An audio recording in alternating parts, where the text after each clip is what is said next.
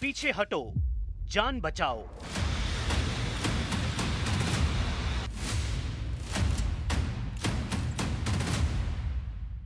आगे बढ़े तो तबाही तय।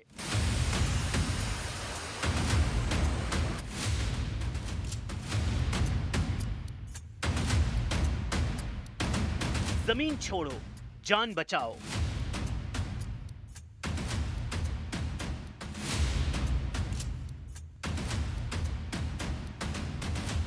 यूक्रेन तभी बचेगा जब बंटेगा।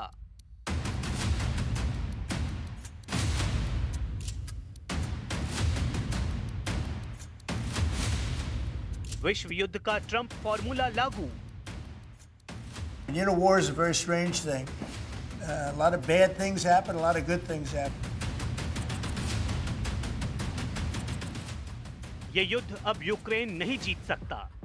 युद्ध में या तो यूक्रेन पूरी तरह तबाह होगा या फिर पुतिन जितनी जमीन मांग रहे हैं वो ज़ेलेंस्की को देनी होगी।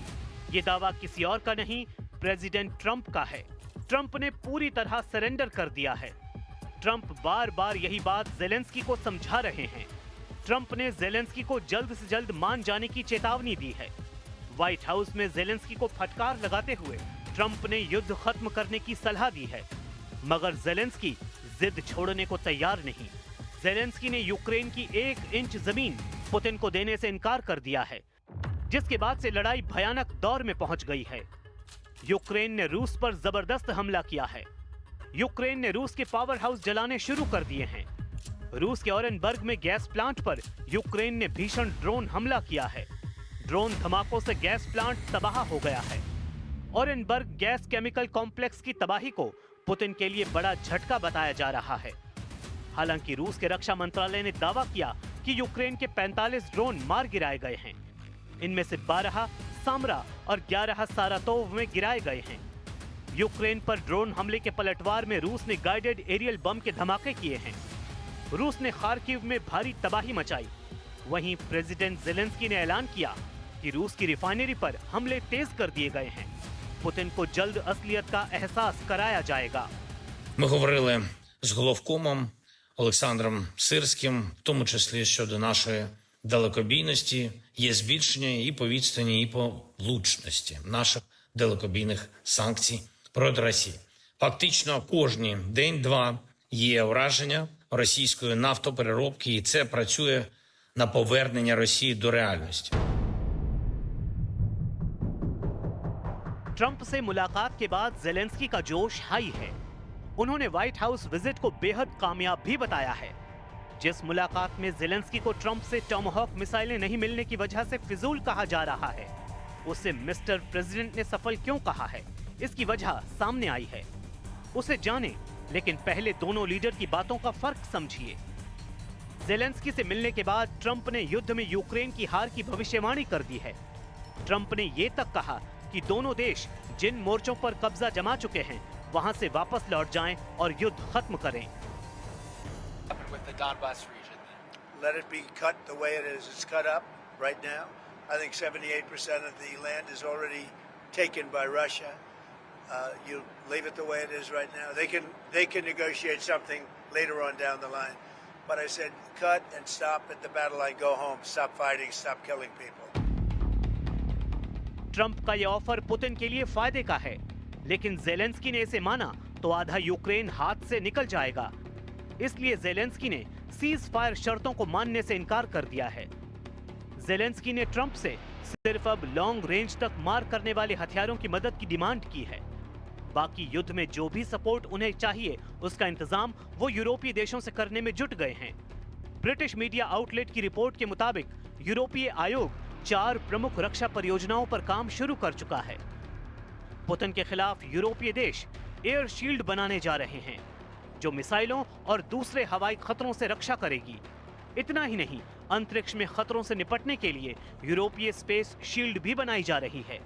Multi layer air defence system NATO के पूर्वी तट पर मौजूद देशों में किया जा रहा है, जहां से रूसी ड्रोन का पता लगाने और उन्हें मार गिराने में मदद मिलती है। यूरोप की महाशक्तियों की हंगरी के बुडापेस्ट में होने जा रही पुतिन ट्रंप मुलाकात से बेरुखी खतरनाक मैसेज दे रही है। हंगरी के विदेश मंत्री ने यहां तक कहा है कि यूरोपीय देशों ने बुडापेस्ट समिट को पुतिन ट्रंप की समिट का नाम दे दिया है। Az európaiak nem arra helyezik a fókuszt, és nem is érdekeltek abban, hogy a budapesti békecsúcs találkozó valóban békét hozzon, és én a mai felszólalásokból arra kell, hogy következtessek, hogy az európai politikusok egy jelentős része nagyon sok mindent, sőt tőlük minden telhetőt meg fognak tenni annak érdekében, hogy megakadályozzák eleve ennek a csúcs találkozónak a létrejöttét. Ahelyett, hogy örülnének, hogy újabb amerikai-orosz csúcs lesz, ahelyett, hogy örülnének annak, hogy egy újabb nagy lépés lehet tenni a béke irányába, mindehelyett az európai politikusok továbbra is a háború folytatását és meghosszabbítását támogatják. Budapest summit से पहले एक बड़ा twist और आया है। रूस के विदेश मंत्री सर्गेई लावरोव और मार्क रूबियो के बीच होने वाली बैठक टल गई है। मीडिया रिपोर्ट्स में दावा किया गया है कि युद्ध समझौते को लेकर दोनों तरफ से भारी असहमति की वजह से मीटिंग टाल दी गई, जबकि सर्गेई लावरोव ने कहा कि वो रूबियो से फोन पर संपर्क में हैं।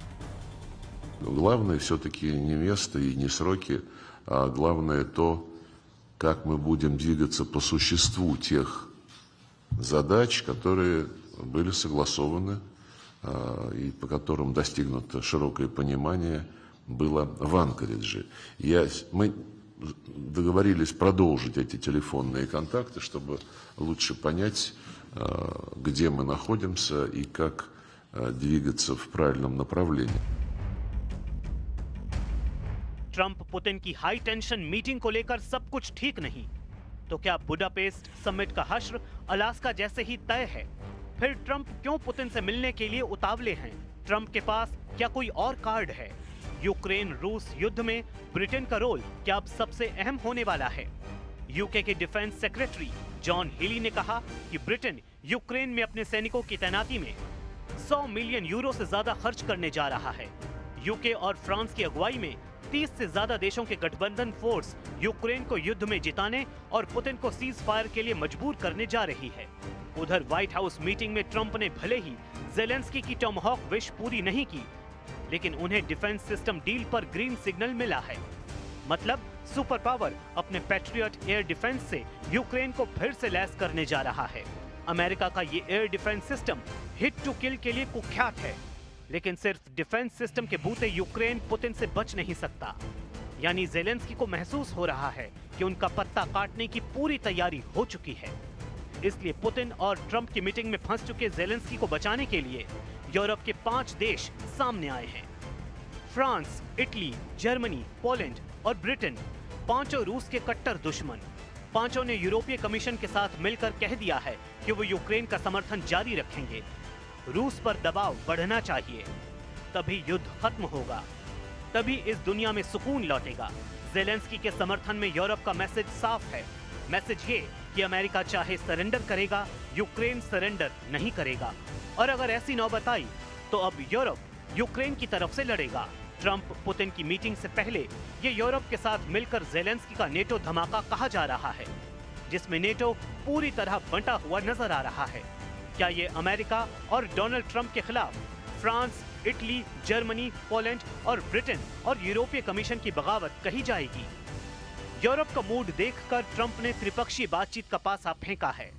ट्रंप ने कहा कि ऐसी मीटिंग भी हो सकती है जिसमें वो भी हो, पुतिन भी हो और ज़ेलेंस्की भी मौजूद हो। ज़ेलेंस्की ने भी बुडापेस्ट समिट में शामिल होने की ख्वाहिश जताई है। Я доручив нашим дипломатам і вже про це говорив з багатьма лідерами готувати найближчим часом зустріч коаліції охочих. Нам в Європі потрібні спільні, сильні позиції. І це буде.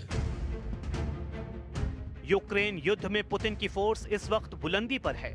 बुलंदी के मायने कि पूर्वी यूक्रेन के ज्यादातर इलाकों पर रूस की फौज का कब्जा है। दक्षिण में क्राइमिया और मारियुपोल पहले ही पुतिन के पास हैं, और डॉनबास में लुहांस्क और डोनेस्क के बड़े इलाकों को वापस हासिल करना अब ज़ेलेंस्की के बस की बात नहीं रही। वो अब खार्किव और सुमय को बचाने में लगे हुए हैं, जबकि ज़पोरिजिया और ओडेसा में पुतिन के हमलों ने बता दिया है कि रूस का टारगेट क्या है। पुतिन के टारगेट पर पश्चिमी यूक्रेन की तरफ 4 बड़े सेंटर हैं।